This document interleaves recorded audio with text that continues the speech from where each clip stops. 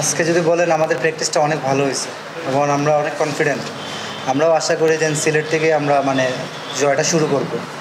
আর team হিসাবে এখন খুবই ভালো জায়গায় আছি আমরা। সো আমরা যদি এই জায়গার থেকে জিততে পারি তাহলে আমরা আশা করি রেস্ট অফ টুর্নামেন্টে ভালো খেলবো। হ্যাঁ, অবশ্যই। কারণ হলো আপনি এরকম ক্রিকেট যখন হবে আমাদের টিমে, তখন আমরা বিশ্বাস রাখতে পারবো যে আমরা স্লোগে গেলে 2 ওভারে 40 নিতে পারবো, 3 ওভারে আমরা 50ও নিতে পারবো। তো আমার কাছে মনে হয় এটা দেখে আমাদের টিমের এরকম মানে ফার্স্ট টপ অর্ডার যারা খেলছিল ওরা হয়তো বা 170 175 অনেক বড় টোটাল মনে করছিল।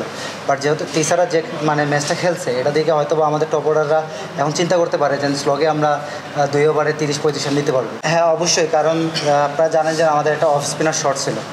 তো T20-তে অফ স্পিনার একটা প্রয়োজন আছে। তো আমার কাছে মনে হয় মুসাদ্দেক যদি ওর অফ স্পিনটা কাজে লাগাইতে পারি আমরা মুসাদ্দেকের, তাহলে আমাদের জন্য ভালো হবে, টিমের জন্য ভালো হবে।